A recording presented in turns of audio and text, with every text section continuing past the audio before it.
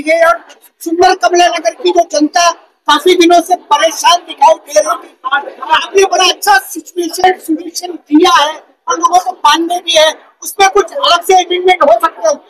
देखिए ऐसा है, कोई परेशान नहीं है। सुंदर कमला नगर का लोगों का घर बन रहा है, उन को नया घर मिलने वाला है, बिल्डिंग का प्लिंथ ऊपर आया है, उसमें कोई परेशानी वाला कोई बात नहीं है, सबको घर मिल रहा है। सिर्फ जो लोगों में कंफ्यूजन क्रिएट हुआ था उसके बारे में कोई कंफ्यूजन क्रिएट किया वो हमने आज सोल्यूशन उसका निकाल दिया, वो क्लियर किया। क्या लगता है कि सोसाइटी की जो मनमानी अभी तक चल रही थी कंफ्यूजन की, वो आज से खत्म हो जाएगी? सोसाइटी का सब्जेक्ट पब्लिक का हाथ में, हमारे हाथ में नहीं है। हम खाली बिल्डिंग बनाने का काम करते हैं, पब्लिक जो चाहेगा वो होगा। धन्यवाद, थैंक यू।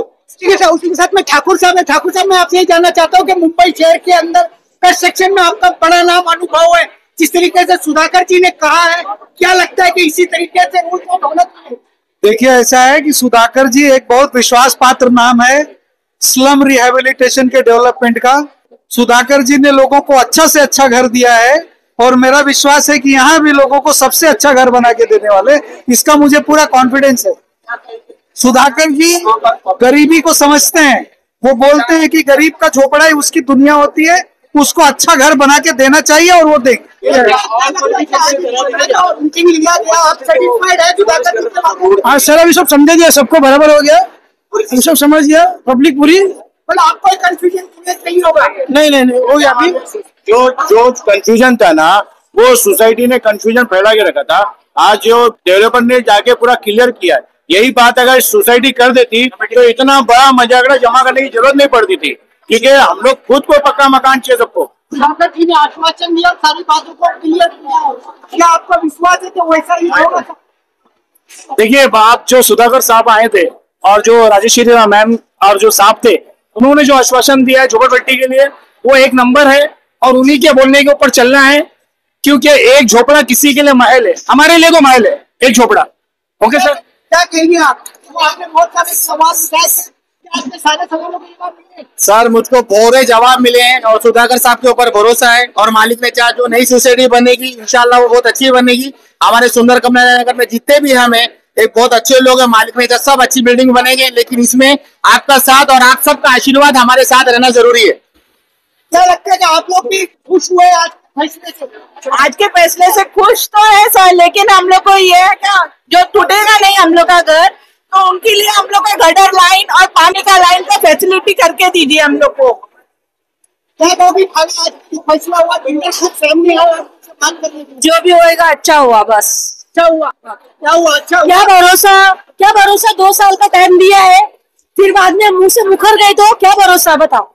भरोसा नहीं कर सकते। मैं तो यही कहूंगी, चाबी के घर तोड़ो भाई, पहले चाबी दो बाद में घर तोड़ो। परेशान पहले से हम परेशान है, हमारे बच्चे स्कूल है सब है, फिर वहाँ से क्या भरोसा?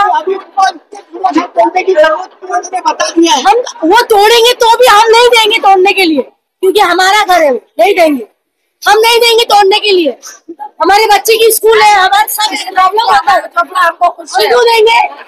तरीके से आज सुधाकर चिट्ठी ने कहा कि मुझे सोसाइटी से कोई लेना देना नहीं है, जनता जो चाहे वो कर सकती है, तो क्या डेफिनेटली जो पुरानी सोसाइटी है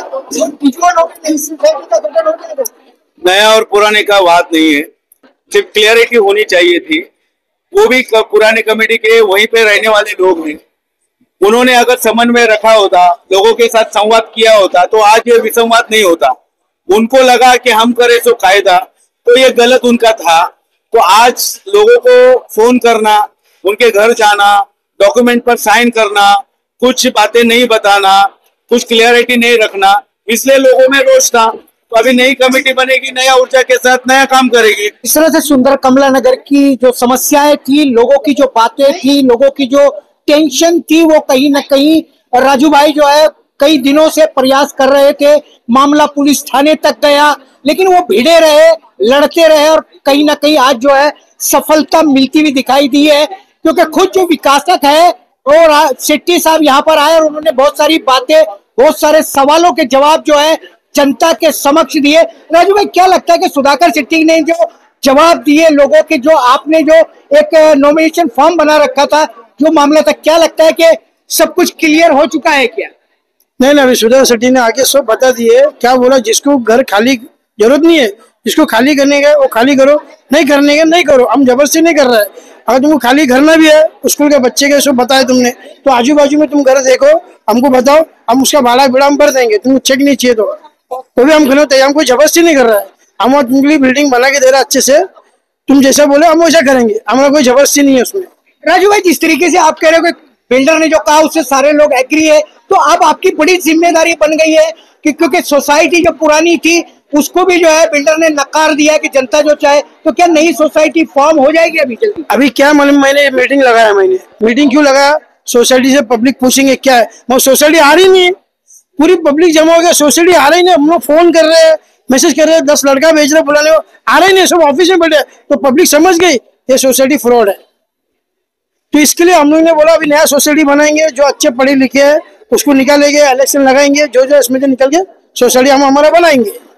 राजू भाई, क्या नहीं लगता कि जिस तरीके से सोसाइटी कहीं न कहीं जो है बिल्डर से कम्युनिकेशन उनका बराबर नहीं था, वो जवाब नहीं दे पा रहे थे कि हमको क्या करना क्या नहीं करना है, तो क्या लगता है कि अब वो सोसाइटी अपने आप को खुद पीछे ले लेगी, या उस सोसाइटी के भी कुछ लोग जो है आपकी नई सोसाइटी में होंगे? अभी क्या बिल्डर भी समझ गया क्या लफड़ा है, तो उसके लिए बिल्डर ने क्या बोला, पब्लिक की और सोसाइटी के, पब्लिक तय करेगा कौन सा सोसाइटी रखना है।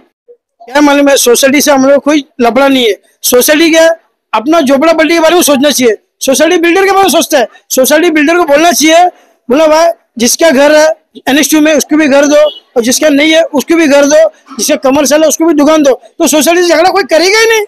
सोसाइटी बोलता है जिसका NH2 में उसको घर मिलेगा, जिसके घर उसको नहीं मिलेगा।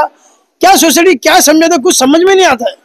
नहीं, लेकिन आप NH2 की जब बात कर रहे हो राजू भाई, तो बिल्डर्स ने खुद कहा है कि जो लोग अपात्र, मेरा उससे कोई लुकआउट नहीं, NH2 में जो पात्र है मैं उनको घर दूंगा। अगर जो लोगों ने घर खरीदी बिक्री किया है, जिनके पास डॉक्यूमेंट्स है, वो SRA के नियम के अनुसार जाके अपने आप को रजिस्टर करा ले, घर देना मेरा काम है। तो बिल्डर ने कैसे समझाया, तुमने जिसका नाम पे तुम्हारा घर नहीं है, तुम जिससे खरीदा है, वो रजिस्टर में जाके SRA में जाके 20,000 रुपया खर्चा करा के ले लो। ये सोसाइटी बताया नहीं ना, सोसाइटी बताना चाहिए। जैसे बिल्डर अभी हमको बताया, तो सोसाइटी बताना चाहिए, तुम जाओ भाई करा के लो, NH2 में तुम्हारा नाम आएगा, तुमको भी घर मिलेगा। सोसाइटी बता दो, सीधा बोलता नहीं मिलेगा, ऐसा थोड़ी होता है। इसकी तो मैंने सब मीटिंग, ये बड़ा मीटिंग क्यों लगा मैंने, पब्लिक को मालूम पड़ना चाहिए क्या हो रहा है क्या नहीं हो रहा है बोल के।